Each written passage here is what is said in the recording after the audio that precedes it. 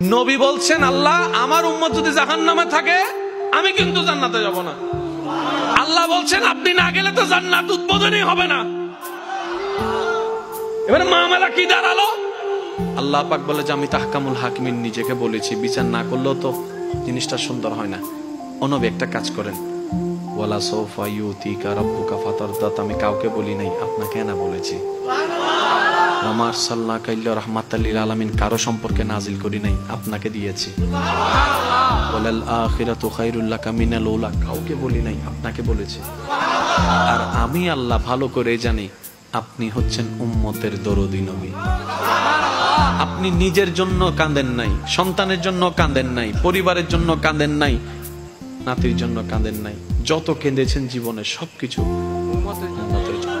এমনকি হাসরের ময়দানে যখন সর্বপ্রথম আমাদের নবীকে আল্লাহর হুকুমে তোলা হবে, আমাদের নবী উঠেই জিব্রাইল আলাইহিস সালামকে প্রথম প্রশ্ন করবে, ও আমার ভাই জিব্রাইল, আমার উম্মতগুলা কোথায়?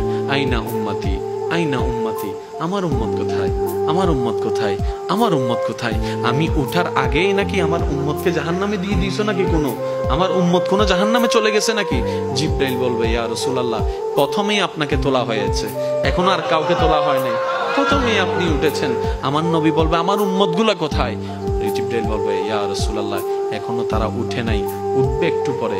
নবী তো ওরাই চলে যাবে আল্লাহর রহমতের দরবারের দিকে।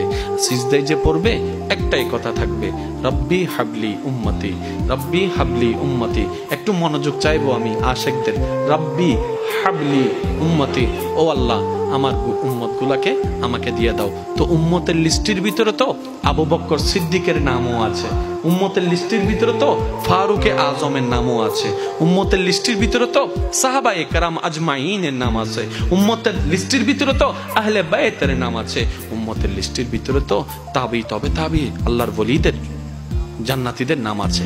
এবার আল্লাহ পাক বলবে, আপনি যে বললেন রব্বি হাবলি উম্মতি, উম্মতকে দেওয়ার জন্য আপনি কি আবু বকরের কথা বলছেন? নবী বলে যে না, আমার আবু বকরকে নিয়ে চিন্তা নাই, আমার ফারুককে নিয়ে চিন্তা নাই, আমার ওসমানকে নিয়ে চিন্তা নাই, আমার আলীকে নিয়ে চিন্তা নাই। ও আল্লাহ, আমার উম্মতের ভিতরে যারা জাহান্নামের অধিবাসী হবে ওই উম্মতগুলোকে আমাকে দিয়ে দাও।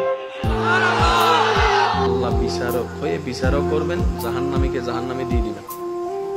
আহকামুল হাকিমের দায়িত্ব শেষ। এবার নবীকে আল্লাহ সিজদায় যাওয়ার অনুমতি দিয়ে সুপারিশ করাবেন। নবীর সুপারিশ কবুল করতে করতে নবীর উম্মতকে, আল্লাহর বান্দাদেরকে জাহান্নামী থেকে জান্নাতি করে দিবেন। জগৎ জিজ্ঞেস করবে, মওলা জাহান্নামী আবার জান্নাতি হয় কেমনে? ফেল কখনো পাস হয় না, পাস কখনো ফেল হয় না, কথা বলেন না। দিন কখনো রাত হয় না, রাত কখনো দিন হয় না, জাহান্নামী কখনো জান্নাতি হয় না। আল্লাহ তুমি যে জাহান্নামে দিলা এটা সঠিক, আহকামুল হাকিমিন বিচারক হয়ে দিছিল। আল্লাহ জান্নাত পাইলো কেমনে? কয় তোরা কি পড়স নাই সূরা ফাতিহা 3 নম্বর লাইন, মালিক ইয়াউমিদ্দিন, আমি মালিকও, আমি বিচারকও, আমি মালিকও। বিচারক হয়ে বিচার করেছি, যার যতটুকু প্রাপ্য তাকে সেটা দিয়েছি, বিচার শেষ। এবার মালিক হয়ে, রহমানুর রহিম হয়ে দয়া করে জাহান্নামী থেকে জান্নাতি বানিয়ে দিয়েছি।